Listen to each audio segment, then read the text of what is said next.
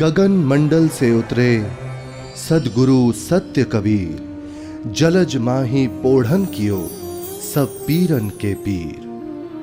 सर्व सृष्टि के रचनहार कबीर परमात्मा चारों युगों में इस धरा पर आते हैं और आम साधारण व्यक्ति की तरह लीला करते हुए मानव समाज को सद्भक्ति मार्ग देकर चले जाते हैं। आज से लगभग 600 वर्ष पूर्व कलयुग में अपने वास्तविक नाम कबीर नाम से सतलोक से चलकर कबीर प्रभु जी काशी के लहरतारा नामक तालाब में एक कमल के फूल पर सन 1398 ईस्वी संवत 1455 में ज्येष्ठ मास की पूर्णिमा को ब्रह्म मुहूर्त में प्रकट हुए थे। उन्हें नीमा और नीरू नाम के जुलाहा दंपत्ति ने पाला था। बात 1403 ईस्वी की है, जब कबीर प्रभु जी 5 वर्ष के थे। बालक रूप परमेश्वर कबीर साहिब जी ने 5 वर्ष की आयु से ही अपने अद्वितीय आध्यात्मिक ज्ञान में उस समय के सुप्रसिद्ध विद्वानों, ब्राह्मणों, काजी और मौलवियों के छक्के छुड़ाना शुरू कर दिया था। उन्हीं में से एक लीला है परमेश्वर कबीर जी द्वारा 104 वर्षीय काशी के सुप्रसिद्ध ब्राह्मण स्वामी रामानंद जी को गुरु धारण करने और उनको अपने अनमोल सत्य ज्ञान का उपदेश प्रदान करने की। रामानंद स्वामी जी रोज ब्रह्म मुहूर्त में गंगा घाट पर नहाने जाते थे। एक दिन ऐसे ही जब वो नहाने गए, जैसे ही स्वामी रामानंद चलकर नदी के किनारे सीढ़ियों से उतरने लगे, स्वामी रामानंद जी के पैर के खड़ाऊ कबीर प्रभु के सर पर लगते हैं। बालक कबीर जोर जोर से रोने लगे। रामानंद जी के चेहरे के भाव बदलकर चिंता वाले हो गए। वो नीचे की तरफ झुके। जैसे ही रामानंद जी झुकते हैं, उनकी गले की कंठी, जो कि एक तुलसी के मनके की होती है, पौड़ी पर बैठे कबीर जी के गले में डल जाती है और स्वामी रामानंद जी रोते हुए बालक रूप में परमेश्वर के सर पर हाथ सहलाते हुए बोलते हैं, ये क्या अनर्थ कर दिया मैंने। रो मत बेटा, राम राम बोलो। राम राम। राम राम कहने से सब दुख दूर हो जाएंगे। ये बच्चा जरूर अपने माँ बाप से बिछड़कर यहाँ आ गया है। ऐसा करता हूँ, स्नान करने के पश्चात इसे आश्रम ले चलता हूँ और फिर इसके माता पिता के बारे में पता करता हूँ।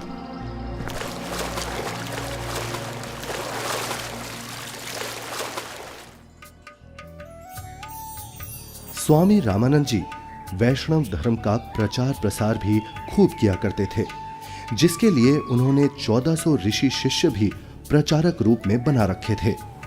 स्वामी जी के उन्हीं शिष्यों में से एक थे ऋषि विवेकानंद जी, जो कि बहुत ही अच्छे प्रवचनकर्ता रूप में प्रसिद्ध थे, जिनको स्वामी जी द्वारा काशी शहर के एक क्षेत्र का उपदेशक भी नियुक्त किया हुआ था।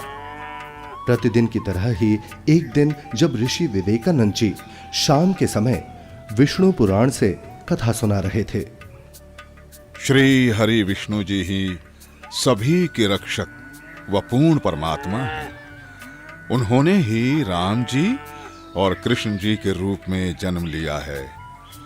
वास्तव में भगवान विष्णु ही अजन्मे हैं, अविनाशी हैं। श्री हरि विष्णु भगवान की जय। श्री हरि विष्णु भगवान की जय। श्री हरि विष्णु भगवान की जय। वेद पढ़े पर भेद न जाने, बाँचे पुराण 18। पत्थर की पूजा करे, भूले सृजनहारा।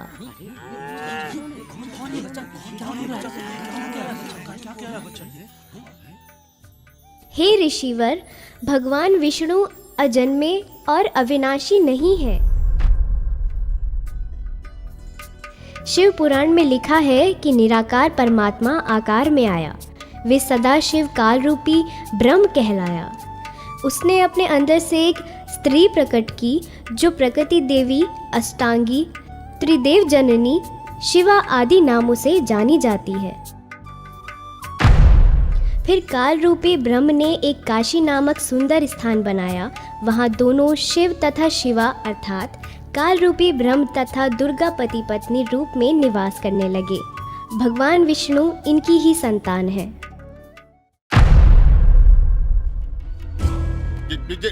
ये सब झूठ बोल रहा है। और ये सब छोड़, तू ये बता तू कौन है, किस जाति का है, गुरु कौन है तेरा?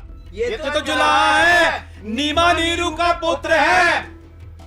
हे ब्राह्मण, मेरे गुरु भी वही है जो आपके गुरु हैं। अच्छा, तुझे पता भी है मेरे गुरुदेव कौन है?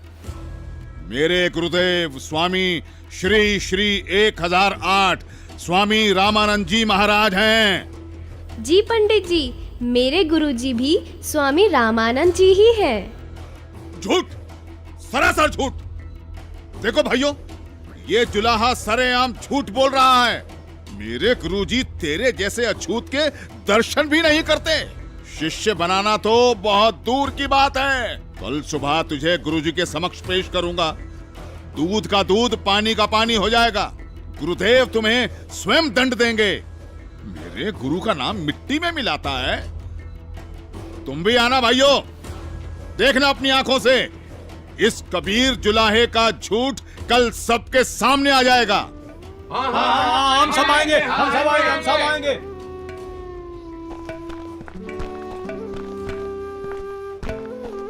अरे पंडित जी, कम से कम मेरे सवाल का उत्तर तो देते जाइए। विवेकानंद सीधा रामानंद जी के पास पहुंचा और उन्हें सारी बात बताई। रामानंद जी भी गुस्सा हो गए कि आखिर कैसे एक जुलाहा खुद को मेरा शिष्य बता सकता है। हे गुरुदेव, एक छोटी जाति का जुलाहा अपने आप को बड़ा विद्वान सिद्ध करने के लिए भगवान विष्णु जी को नाशवान बताता है। क्या नाम है उसका? गुरुदेव, उसका नाम कबीर है। कबीर? हाँ गुरुदेव, कबीर। हे गुरुदेव, उसने तो हम ब्राह्मणों का घर से निकलना भी दूभर कर दिया है। हमें महाशर्मिंदा होना पड़ रहा है। आज उसने भरी सभा में कहा कि पंडित स्वामी रामानंद जी मेरे गुरुजी हैं। मैंने उनसे दीक्षा ले रखी है। झूठा है वो, सरासर कपटी है वो जुलाहा। वो कैसे मुझे अपना गुरु बताता है? उसको कल लेकर आओ मेरे सामने, और उन सभी को भी बुला लेना जिनके सामने उस तुच्छ जुलाहे ने तेरी बेइज्जती की है। कल सभी के समक्ष उसके झूठ का पर्दाफाश करूंगा।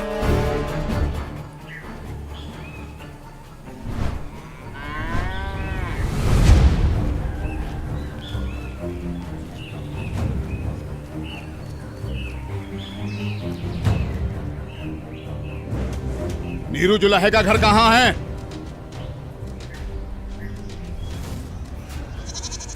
नीरू, नीरू सुनो, नीरू, नीरू। क्या हुआ भाई? बड़े परेशान दिख रहे हो। विवेकानंद अपने साथियों के साथ कबीर को पकड़ने आ रहा है। आपका घर पूछ रहा है। हाँ, लगता है कबीर ने इनको कुछ कहा है। उसे समझाओ, इनसे पंगा ना ले। क्या? कौन आ रहा है? हमें हमारे कबीर के लिए कौन आ रहा है? कौन पकड़ेगा? नीमा और नीरू डर जाते हैं और कबीर को झोपड़ी के पीछे ले जाकर कंबल से उड़ाकर छुपा देते हैं। तभी विवेकानंद वहां पहुंच जाता है। कहाँ है वो दंड वाला कबीर? कल उसने भरी सभा में मेरे गुरुदेव का अपमान किया है। आज सबके सामने गुरुजी उसकी पिटाई करेंगे। हे ब्राह्मण जी, क्या बात है? इतना क्रोधित मत होइए। हमारा कबीर किसी का अपमान कर ही नहीं सकता। न जाने क्यों आप हमारे कबीर के पीछे पड़े हैं। मेरा कबीर यहाँ नहीं है। अच्छा, अभी पता चल जाएगा। तोड़ डालो इसकी झोपड़ी को और ढूंढ कर निकालो उस अधर्मी कबीर को। रुक जाइए, हम हाथ जोड़ते हैं। हमारे कबीर में कुछ नहीं। घर में घुसकर विवेकानंद और उसके शिष्य तोड़ फोड़ करने लगते हैं तो कबीर प्रभु जी से नहीं रहा जाता। वो सामने आ जाते हैं। मत छोड़ो यहाँ, सब कुछ तोड़ फोड़ दो, तोड़ दो सब कुछ। ये विवेकानंद ब्राह्मण, मैं यहाँ हूँ झोपड़ी के पीछे। झोपड़ी के पीछे? पकड़ो उसे। विवेकानंद उन्हें बंदी बना लेता है। फिर जब नीमा और नीरू कबीर प्रभु को बचाने की कोशिश करते हैं तो विवेकानंद उन्हें धक्का मारता है और हिंसा करते हुए कबीर प्रभु को रामानंद जी के पास ले जाता है। विवेकानंद और साथ आए शिष्य बालक को छुड़ाने के लिए बीच में आए नीरू और नीमा के ऊपर भी हाथ उठाते हैं।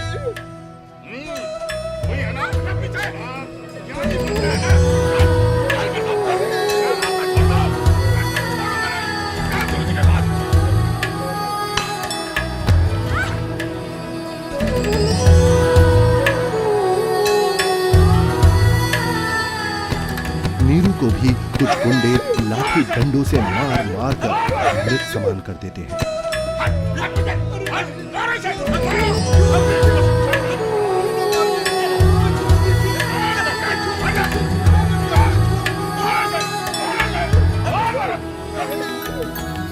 साच कहू जग मार ही या झूठ कही ना जाई हो, साच न पूरा पावते ये झूठे जगपति आई हो। एक तरफ विवेकानंद कबीर प्रभु जी को पकड़कर रामानंद जी के पास ला रहा था और दूसरी तरफ रामानंद जी ने अपनी कुटिया के बाहर एक बड़ा सा पर्दा लगवा दिया जिससे रामानंद जी की नजर शूद्र पर ना पड़े। हे स्वामी, आपके आदेश के अनुसार पर्दा लगवा दिया है जिससे कबीर की नजर आप पर ना पड़े। कबीर को इस पर्दे के पीछे ही खड़ा किया है। मारो इसे, इसने हमारे गुरुदेव का अपमान किया है। मारो, हमारे ईश्वर की निंदा की है इसने। मारो इसको, मारो इसे, मारो, मारो। शांत, शांत, शांत। आप सभी शांत रहें। गुरुजी खुद ही इस अधर्मी को सजा देंगे। कौन है तू जुलाहे? मैं सतलोक का निवासी हूँ, अजन्मा अविनाशी हूँ, पूर्ण ब्रह्म परमेश्वर हूँ। मेरा नाम कबीर देव है। ये सृष्टि मुझ पर ही आश्रित है। तू हाड़ मांस का बना मुसलमान के टुकड़ों पर पलने वाला नीच जुलाहा जाति का बालक है। तू खुद को परमात्मा कहता है। सत्य यही है कि मैं ही सर्वशक्तिमान परमेश्वर हूँ और आप ही मेरे गुरुजी हैं। आप मुझे अपशब्द कह रहे हैं तो भी मुझे आनंद आ रहा है गुरुदेव। तू ऐसे नहीं मानेगा ना जुलाहे। तू थोड़ी देर प्रतीक्षा कर, मैं पहले पूजा कर लेता हूँ, फिर तुझे देखूंगा।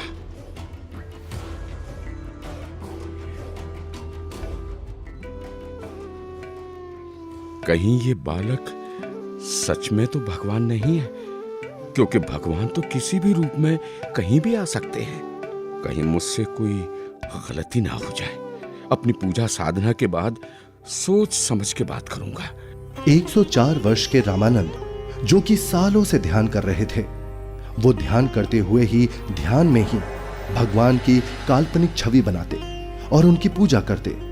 लेकिन उस दिन ध्यान में कुछ अलग हुआ। स्वामी जी कल्पना में खड़े होते हैं और श्रद्धा से नंगे पैरों जाकर गंगा से जल लेकर आए और ठाकुर जी के वस्त्र उतारे, फिर स्नान करवाया तथा नए वस्त्र पहना दिए, तिलक लगाया और भगवान के सर पर मुकुट रख दिया। तब पास में रखी कंठी पर ध्यान गया और कल्पना में ही बोले, हे भगवान, आज तो कंठी डालना ही भूल गया। फिर कंठी उठाकर मुकुट के ऊपर से डालने लगे, लेकिन माला मुकुट में फंस गई। अब स्वामी जी चिंतित हो गए और कल्पना में ही सोच रहे हैं, हे भगवान, आज ये आपके दास के साथ क्या बनी? यदि कंठी नहीं डाली तो पूजा अधूरी रह जाएगी। और अब यदि मुकुट उतार दिया तो पूजा खंडित हो जाएगी। आज से पहले ऐसी गलती कभी नहीं बनी थी। हे प्रभु, आज क्या गलती बन गई मुझ पापी से। आज का तो मेरा सारा दिन ही व्यर्थ गया। जब स्वामी जी मन ही मन में व्याकुल हो रहे थे और अपने आप को कोस रहे थे, तब परमेश्वर कबीर साहिब जी पर्दे के पीछे से बोले, हे स्वामी जी, चिंता मत कीजिए, इस माला की गांठ खोल दीजिए और फिर ठाकुर जी के गले में डालकर इस माला को बांध दीजिए, फिर आपको मुकुट उतारना नहीं पड़ेगा। स्वामी रामानंद जी ने जब कबीर साहिब जी की पर्दे के पीछे से आवाज सुनी तो उन्हें एकदम झटका सा लगा। वो एकदम आंखें खोलकर चौंक जाते हैं और मन ही मन विचार करते हैं कि हे भगवान, ये क्या? यहाँ ना तो कोई मूर्ति है और ना कोई माला। मैं तो काल्पनिक पूजा कर रहा था और मेरे मन में चल रही इस काल्पनिक क्रिया को इस बालक ने कैसे जान लिया? ये कोई साधारण बालक नहीं हो सकता। मेरे इस भजन क्रिया को तो केवल भगवान ही जान सकता है। ये तो साक्षात भगवान है। आपने तो मेरे मन की बात बता दी। आप तो स्वयं भगवान आए हो। आप कोई साधारण बालक नहीं हो। हाँ, आप कोई साधारण बालक नहीं हो। फिर स्वामी जी को महसूस हुआ कि बालक कबीर के शरीर में कहीं हड्डियां तो महसूस हो ही नहीं रही। तभी वो बालक कबीर को सीने से हटाकर उनके हाथ पैर यानी शरीर को दबा दबा कर देखने लगे। हे भगवान, आपका शरीर तो बहुत कोमल है, जैसे रुई हो। आपके शरीर की तुलना में मेरा तो पत्थर जैसा शरीर है।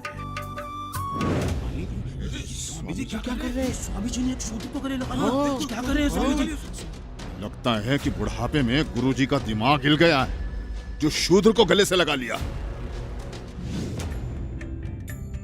हे भगवान, अगर आपकी आज्ञा हो तो मेरी कुछ शंका है। कैसी शंका गुरुदेव? हे भगवान, एक बात समझ नहीं आई।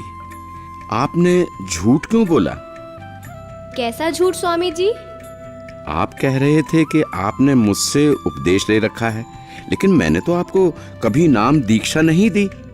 स्वामी जी, याद कीजिए, एक समय आप पंचगंगा घाट पर स्नान करने के लिए गए थे। मैं वहाँ पौड़ियों पर लेटा हुआ था। आपके पैरों की खड़ाऊ मेरे सिर पर लगी थी और मैं पीड़ा के कारण रो रहा था। तब आपने मेरे सिर पर हाथ रखा और कहा कि बेटा राम राम बोलो। तो स्वामी जी, आप मेरे गुरु बन गए और मैं आपका शिष्य। मेरा तो उद्देश्य ही वहाँ पर आपसे दीक्षा लेना था।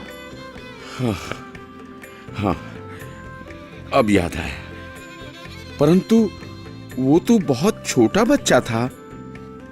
वो देखिए स्वामी जी, क्या मैं ऐसा था? स्वामी जी ने जिधर बालक कबीर जी इशारा कर रहे थे, उधर 2.5 वर्ष के उसी बालक को चारपाई पर लेटा देख चौंक जाते हैं और बार बार कभी 5 वर्ष के रूप में खड़े परमात्मा को देखते हैं तो कभी 2.5 वर्ष वाले रूप को। फिर आंखें मल मल कर देखते हैं कि कहीं आंखें धोखा तो नहीं खा रही। इतने में 2.5 वर्ष वाला बालक चारपाई से हवा में उड़ा और 5 वर्षीय बालक के रूप में खड़े कबीर साहिब जी में समा गया और 5 वर्ष वाले बालक के रूप में कबीर साहिब जी वहीं खड़े हैं। मेरा संशय मिट गया। आप ही पूर्ण ब्रह्म हैं। हे परमेश्वर, आपको हम कैसे पहचानें? आप किस जाति में उत्पन्न तथा कैसी वेशभूषा में खड़े हैं? कैसे एक छोटे से बालक के रूप में धोती कुर्ता पहने जुलाहा जाति शूद्र वर्ण में उत्पन्न हुए हैं दाता?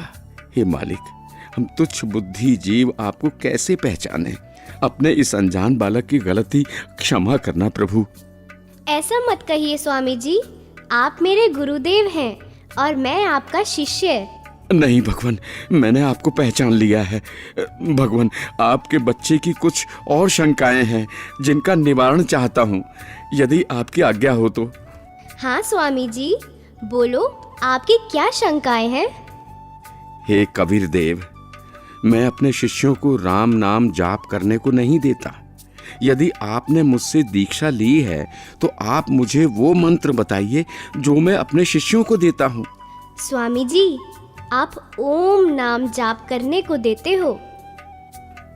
आपने जो मंत्र बताया ये तो सही है, लेकिन एक शंका और है, कृपया उसका भी समाधान कीजिए। पूछिए गुरुदेव जी। मैं जिसे शिष्य बनाता हूँ उसे एक चिन्ह देता हूँ, वो आपके पास नहीं है। हे गुरुदेव, आप एक तुलसी की कंठी माला देते हो गले में पहनने के लिए। ये देखो गुरुदेव, उस दिन पंचगंगा घाट पर आपने ही तो अपने गले से निकालकर ये कंठी मेरे गले में पहनाई थी। ये सारी लीलाएं देखकर वह बालक रूप में खड़े कबीर परमात्मा की बातें सुनकर स्वामी रामानंद जी समझ गए कि ये कोई साधारण बालक नहीं है।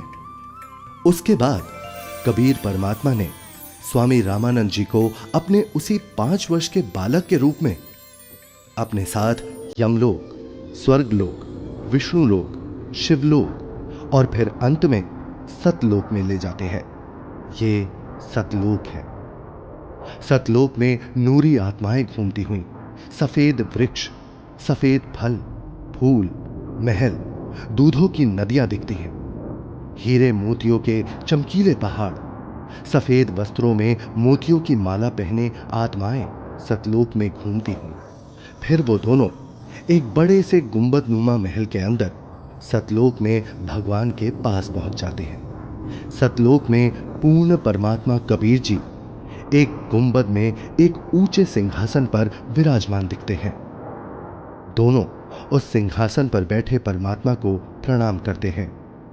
अब बालक रूपधारी कबीर देव उस सिंहासन के पास जाते हैं और सिंहासन पर बैठे अपने अन्य रूप पर चवर करते हैं। ऐसा देखकर रामानंद जी सोचते हैं, इसका मतलब कबीर देव जी इस सिंहासन पर बैठे सच्चे परमात्मा के सेवक हैं। तभी सिंहासन पर विराजमान तेजोमय परमात्मा सिंहासन से उठकर खड़े हो गए और कबीर देव जी के सामने हाथ जोड़कर कबीर देव जी को बैठने का आग्रह करने लगे। बालक रूप में कबीर परमात्मा सिंहासन पर बैठ गए और पहले सिंहासन पर बैठे परमात्मा बालक कबीर को चवर करने लगे। रामानंद जी प्रभु के सामने हाथ जोड़कर खड़े रहे। तभी फिर तेजोमय परमात्मा एक प्रकाश पुंज में बदल गया और फिर वो उस बालक कबीर जी के शरीर में समा गया। अब बालक कबीर जी का शरीर भी उतना ही तेजोमय हो गया जितना कि पहले सिंहासन पर बैठे परमात्मा का था।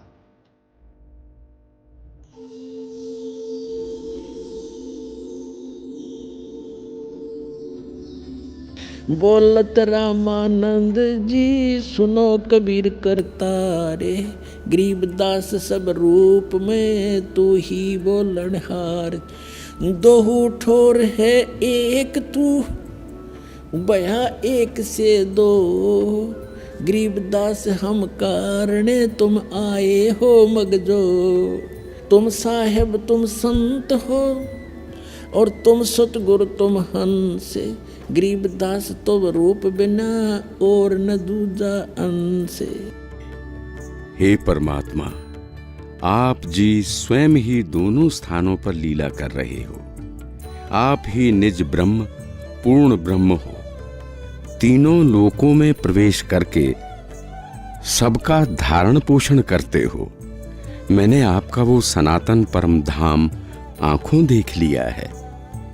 आप ही परमेश्वर हो, आप ही सतगुरु तथा आप ही तत्वदर्शी संत हो और आप ही हंस अर्थात अच्छे बुरे को भिन्न भिन्न करने वाले सच्चे भक्त भी हो। मैं आपका भक्त, आप मेरे गुरु जी। स्वामी जी, आप मेरे गुरुजी ही बने रहो। मैं आपका शिष्य हूँ। ये गुरु परंपरा बनाए रखने के लिए अति आवश्यक है, नहीं तो भविष्य में संत भक्त कहा करेंगे कि गुरु बनाने की कोई आवश्यकता नहीं है। कबीर ने कौन सा गुरु बनाया था? इसलिए स्वामी जी, संसार की दृष्टि में आप मेरे गुरुजी की भूमिका कीजिए तथा वास्तव में जो साधना की विधि मैं बताऊं, आप वैसे भक्ति कीजिए। ठीक है परमात्मा, जैसी आपकी आज्ञा।